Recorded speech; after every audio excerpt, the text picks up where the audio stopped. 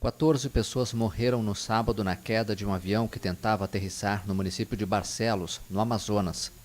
A aeronave de pequeno porte se aproximava da cidade em meio a um forte temporal, informou o governador do estado, Wilson Lima. 12 passageiros e 2 tripulantes morreram. O avião havia saído de Manaus com destino a Barcelos e faria um voo de 90 minutos. A aeronave era um bimotor turbohélice da Embraer, com capacidade para 18 passageiros. As autoridades informaram que 2 aviões que se aproximavam de Barcelos na mesma hora retornaram a Manaus devido às condições meteorológicas. A aeronáutica e a polícia vão investigar o acidente, segundo o governo local.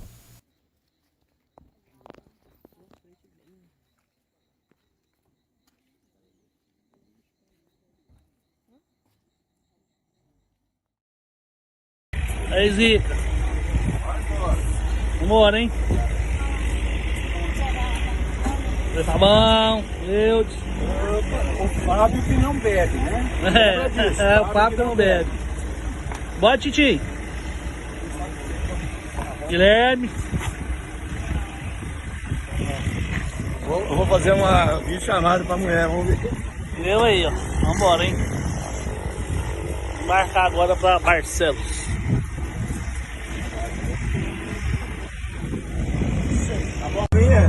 Até Barcelos. Pensa na lata de sardinha. Partiu Barcelos. Partiu Barcelos.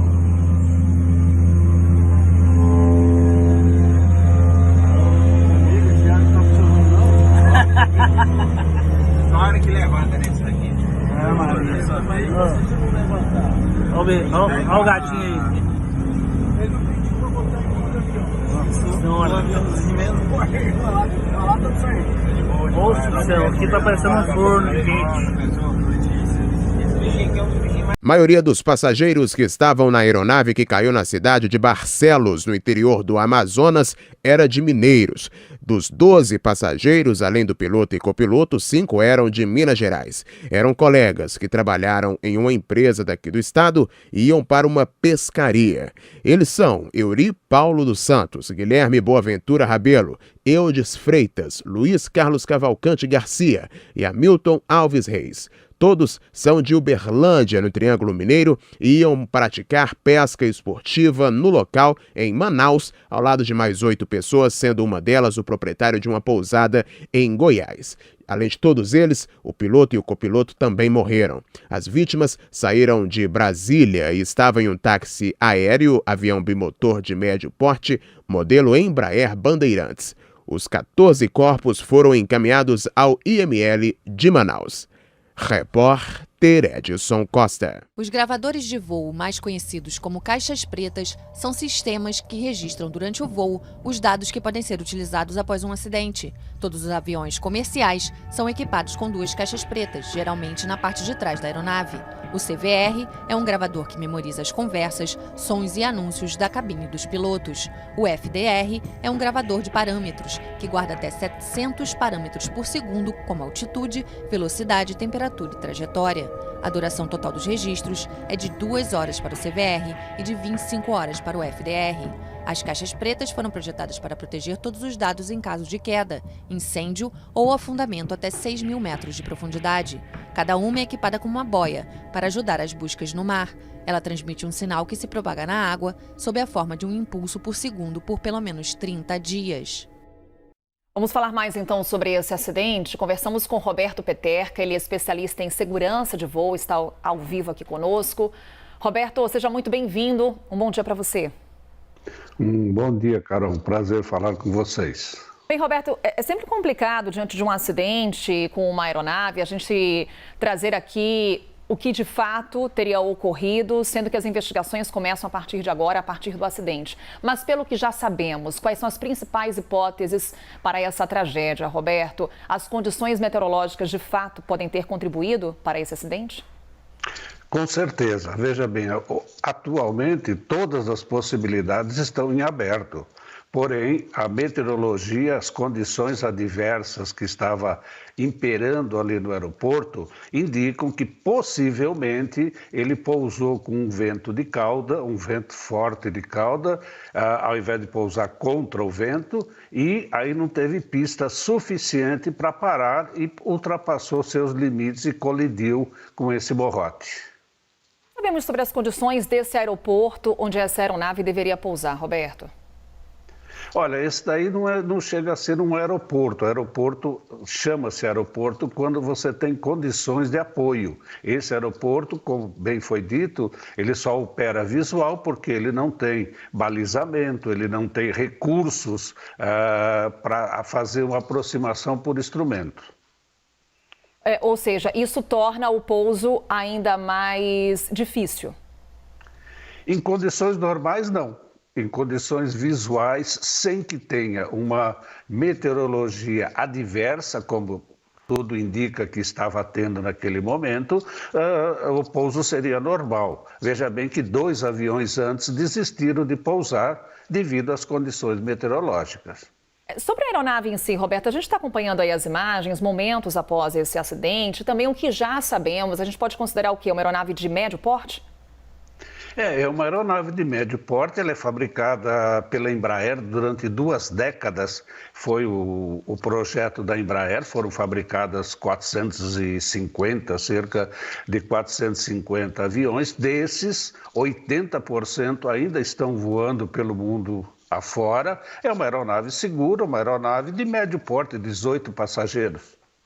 Você traz aí a data de fabricação. A partir dessa data, a gente consegue tirar alguma conclusão, Roberto, até em termos de tecnologia disponíveis na aeronave? Veja, a tecnologia que ela tinha disponível não é de última geração, mas atende aos preceitos, atende à operação. Ela pode operar por instrumento, tem os auxílios, ela operaria, nesse caso aí seria um voo visual, e não teria nada que impedisse a tecnologia dela em operar normalmente em condições normais. Ou seja, a condição meteorológica de fato pode ter contribuído para esse acidente, como você trazia essa hipótese para a gente, mas a tecnologia da aeronave não se torna obsoleta a ponto de trabalhar nas condições meteorológicas adversas. Exatamente, veja bem, em condições meteorológicas que não fossem adversas, voo noturno, ela é operada para voo, homologada para voo noturno, desde que tenha os equipamentos no solo. Logicamente, para esse tipo de pouso que ele se propôs a fazer aí, é um pouco difícil de ter sucesso. Roberto, um outro ponto. A partir desse acidente, o que acontece agora em termos de investigação? Quais são os órgãos competentes? O que será investigado? Quais são também os elementos que a aeronave pode trazer para contribuir nessas investigações? Bom, veja bem, existem 2 investigações, basicamente. Existe a investigação que é feita pelo CENIPA, onde vai se buscar elementos, fatores que contribuíram para esse acidente, condições físicas, psicológicas dos tripulantes, manutenção da aeronave, os requisitos dela, treinamento dos pilotos, enfim, uma série de elementos que vão servir para se usar para prevenir outros. E existe o processo judicial, processo criminal. Quanto tempo teremos um laudo dos órgãos competentes, Roberto? Geralmente dura quanto tempo essa investigação? Olha, é difícil de dizer porque depende da complexidade que vai se apresentar. Veja bem, se houver alguma coisa que necessite de uma pesquisa nos motores, principalmente, e aqui no Brasil não tiver essa condição, que esses motores normalmente do Canadá, da Pratt & Whitney, eles podem ser levados para lá para serem pesquisados. Então, é difícil dizer 30 dias, 40, 60 dias, vai tudo depender da quantidade de investigação que o CENIPA-7 esteja investigando e a complexidade desse avião em conseguir dados, por exemplo, sobre os pilotos, a condição fisiológica dele, a condição psicológica deles no momento do acidente, que tudo isso é levantado para ver o porquê que ele insistiu em pousar num local que 2 aviões haviam arremetido. Ou seja, podemos também trabalhar com uma hipótese de falha humana, Roberto? Olha, é difícil dizer falha humana, tá? Porque a falha humana é mais falha. A falha humana seria a condição física ou psicológica dos elementos. Aí, no caso, é o fator operacional, que é a interação do homem com a operação do avião. Então, são muitos fatores operacionais que levam em consideração aquilo que eu falei, o treinamento, a decisão, como é que era o tipo de piloto, se ele insistia, se ele não insistia, enfim, é levantado um quadro, tá, do avião, é analisado o avião desde que ele foi fabricado, se todas as manutenções foram cumpridas, se quem cumpriu é homologado, é certificado para cumprir, enfim, por isso que demora a conclusão dessa investigação. Para a gente encerrar, Roberto, muito se fala após um acidente sobre o acesso às caixas pretas. Esse é um tipo de aeronave que tem esse tipo de equipamento? Tem, esse avião deve ter as duas caixas pretas, chamada caixa preta, que é laranja, né? E que é uma que registra os dados do avião, da performance do avião e a conversa na cabine. Isso tudo auxilia bastante na hora da investigação. Agora também, então, acompanhar esse trabalho de investigação após esse acidente. Roberto Peterka tirando aqui as nossas dúvidas e trazendo detalhes sobre essa principal hipótese trabalhada no momento com relação a esse acidente. Roberto Peterka, que é especialista em segurança de voo. Mais uma vez, muito obrigada, Roberto. Até uma próxima. Até uma próxima, Carol. Um bom final de semana para vocês. O procedimento correto é você fazer a remetida. Se você está numa situação onde você não está confortável, onde você identifica um problema, seja no aeroporto, seja na aeronave, a aproximação e a remetida, o que aconteceu. Este comandante, que já supervisionou mais de 1000 investigações de acidentes aéreos, acredita que naquele momento o piloto não conseguiu controlar o avião até ele ser surpreendido com uma colisão.